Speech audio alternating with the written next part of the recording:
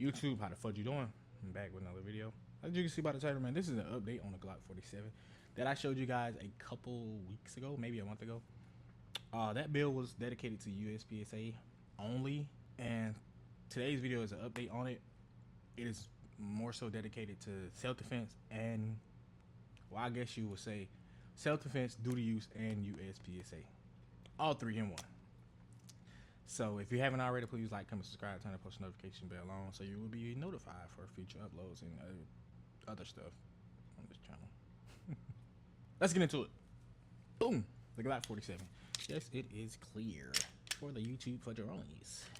The gun is clear. Stick my hand in the booty hole. Ooh, clean that booty hole. Slide that hammer down safe direction, and we good to go. The 47. Last time you guys seen this, I was on the channel talking about how good this gun is in USPSA. And I'm still right. I've seen a lot of guys running this. I've seen a lot of guys running stock Glocks. And if you know, I did switch to the M&P 5-inch, and I fell in love. I'm sorry to say it to my Glock brothers, but M&P I feel like is a better gun when it comes to competition versus the Glock. But nothing can beat perfection. That was kind of corny, but I always find myself going back to the Glock because of ease of use as well as the available parts that you can find for the Glock. Aftermarket support for this gun is extremely big. No DD.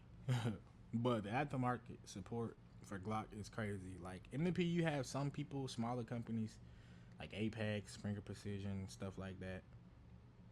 You have some aftermarket support, but it's not as big as Glock. So that's why I always find myself going back to Glock, because if something break or go wrong, I can easily find it versus M&P. Don't get me wrong, M&P is a great shooter. Shot a competition with it a week ago, maybe 2 weeks ago. Loved it. Came in 6th overall and 2nd in my division, which is limited optics.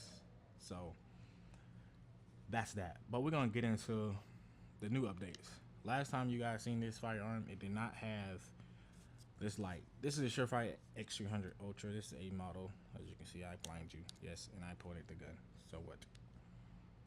This is a model. I had to put some tape on here because it was kind of wonky when you shoot. It kind of wobbled. So now I have tape under it, and it's solid and it won't move.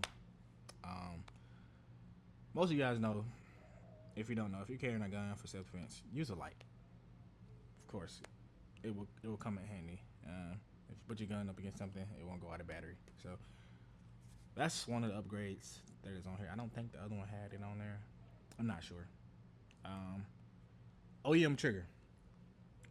We sticking with OEM because the Glock performance trigger is kind of wonky to me, and I'm used to the OEM trigger. As you can see, it's kind of like if you know how to polish the trigger bar and safety plunger, you have a wonderful trigger. You can drop in a ghost connector 3.5 or 3 pound ghost connector, polish the safety plunger with like 8,000 grit sandpaper, as well as the trigger bar, bro. It's almost better than the Apex trigger straight out of the box. So this trigger is not bad. It's not as mushy as people claim it to be. You can see this is the take up. That's literally it, bro. And boom, boom. We're gonna go slower for you guys. Take up, that's the wall, and the brake. So if you know how to work on your Glock triggers, you'll have great success with this. Same thing down here. We have the mag well. Of course, I am in limited optics, so I can run this in. Oh, sorry, hit the mic.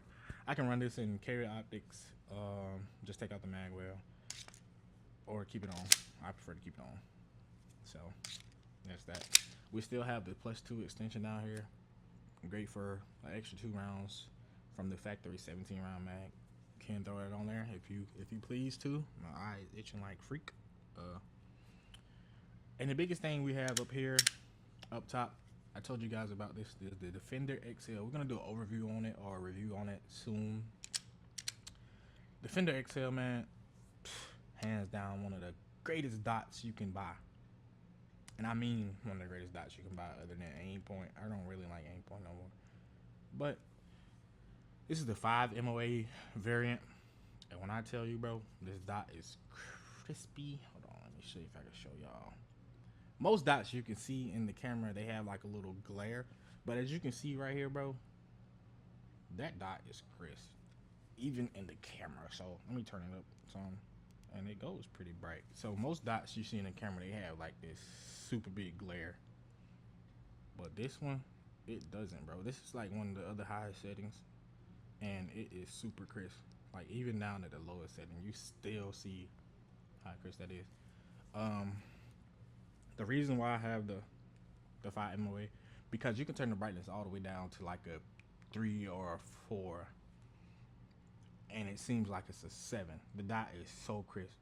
Even if I turn it all the way up to like an 8 or 9, it's still the same. You don't have to turn it up and down because you get the same consistency throughout the bright settings. So that's why I have this one. SRO is better than the SRO. Let's get that out of the way.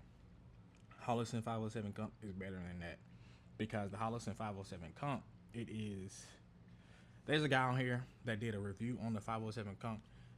The glass, if you pay attention to it, the glass, you can see it protrude just a tad bit. So if you're racking the gun out things, you could possibly crack that. With the Defender XL, you have these little like serrations, and you see how far the glass is back.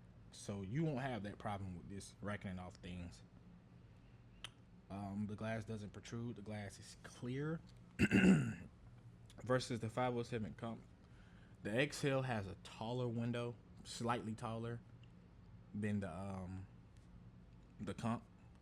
The comp is just wider. I mean, when you're shooting, your recoil is not going side to side. So you want a dot that's basically taller so you can see the dot bouncing in the window, of course. So that's what I have on here. The plate I'm using is Athena Precision. Use code GunnyGunner for 10% off at checkout. This is a great plate. I mean, when I say great, I put the plate on most plates that you know or buy. When you put them on the slide, they kind of have some type of plate. None at all. So Athena Precision, man, if you haven't, go check them out. That's the plate I'm using up top. So yeah, man, I think that's all I have done. I plan on doing a little bit more work to it.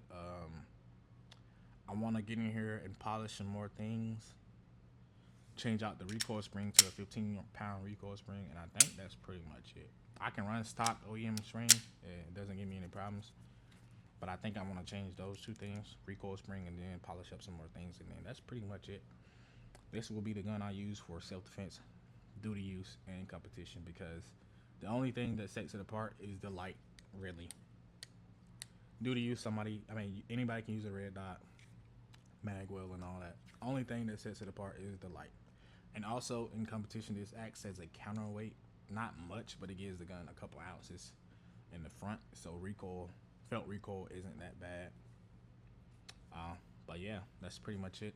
I might change out the slide release. I don't know, but it is what it is. If you guys haven't already, please like, comment, subscribe, turn the post notification bell on so you will be updated for future videos. I think I said it in the beginning. I'm going to say it again because I don't care. If you have been sticking with me this far, man, shout out to y'all. Like I said, I will be giving away some things once we hit 50 likes. The last couple videos, we almost had it, but we didn't necessarily hit it all the way. So, 50 likes on this video. I think y'all can do 50. 50 is really slight. 50 likes, and we got y'all a giveaway. And we'll catch y'all in the next one.